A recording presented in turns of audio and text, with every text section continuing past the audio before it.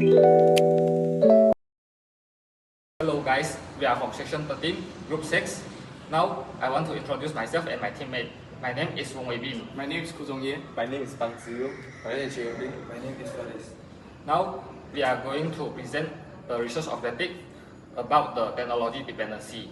Our primary focus for this objective is clearly stated here is to analyze how technology dependency causes the decrease in social interaction and communication skills. Our first point delves into behavior. Root of this dependency is the shift in communication preference. We are seeing a noticeable preference for the digital over the physical, or as well we call it screen over face. This is fundamentally driven by the convenience, safety, and lack of real-time social pressure that digital tools provide. This behavior creates a dynamic known as technology dependency, where individuals often ignore those physically present in their environment in favor of their device. Next, this shift in presence has profound consequences on essential human skills, which we have broken down into three key areas. First is emotional intelligence. When we reduce face-to-face time, we lost crucial opportunities to practice reading non-verbal cues. This directly stunts the development of empathy and social maturity. Second is the verbal articulation. Our constant reliance on short-form communication, such as text and emojis, causes a degradation in our ability to construct complex arguments and express sophisticated truths, thus clearly in spoken language. Third is real-world confidence. The digital environment acts as a shell, providing an emotional buffer. Over-reliance on this buffer leads to anxiety and the avoidance of vital social risks. Next, pass to the Ziyu to elaborate about this point. And critical thinking skill. Loss of bonding. Crucially, collaboration and shared strategy and key elements of human connection and team cohesion. And these are being lost. Let's part through to the Paris part. Everyone, today I will be talking about data privacy and security risks and how we can overcome them in our daily life. As we use our phone, social media and online platform every day, our personal data becomes more exposed. This overuse of technology increases the chance of our information being accessed or stolen.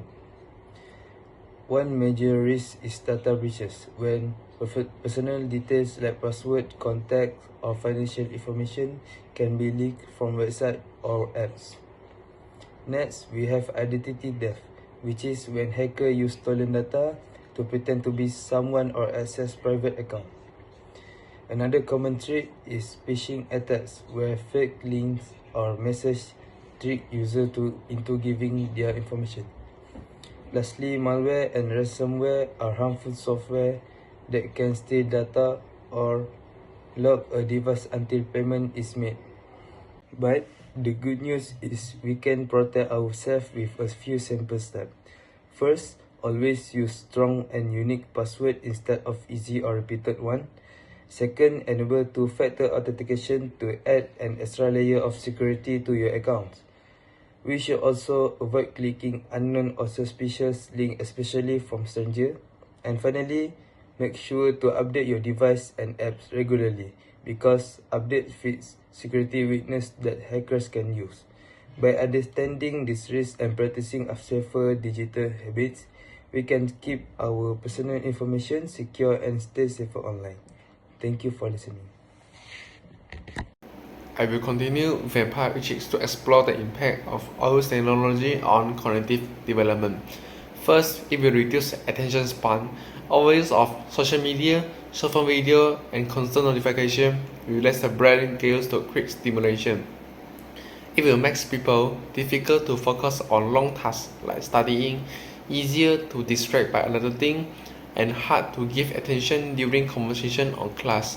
Secondly, it will also make memory decline. When people rely heavily on digital tools like search engines, notes, and AI, the brain will store less information. The impact including weak long-term memory consolidation, ability to recall decrease. Thinking depends on device instead of brain processing.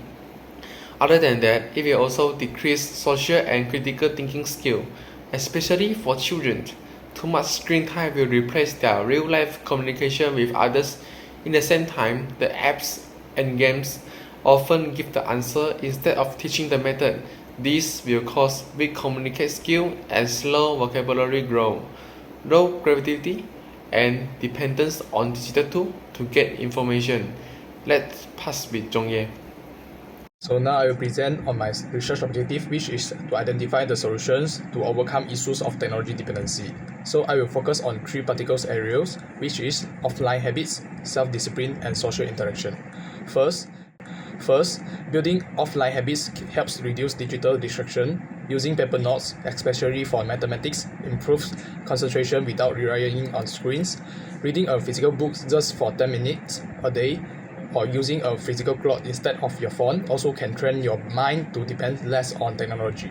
Even simple action, like eating or resting without checking your phone, can make a significant difference. Next, strengthening self-discipline is important in controlling screen time. A useful method is to set only 2 or 3 main tasks per day, which keeps your schedule simple and reduces the urge to multitask. The 10-minute rule is also effective. Just start studying for 10 minutes, and usually you will continue. You can also use a reward system where you allow yourself short entertainment breaks only after completing a task. Lastly, improving social interaction reduces phone dependency naturally. When spending time with friends, try to avoid using your phone and focus on real conversation. Joining weekly activities or clubs increases face-to-face communication. Even placing your phone face down during conversation helps you stay present and less distracted. In conclusion, by developing offline habits, practicing better self-discipline, and strengthening social connection, we can effectively manage and reduce technology dependency based on the research objective. Okay, that's all for us. Thank you for watching our presentation.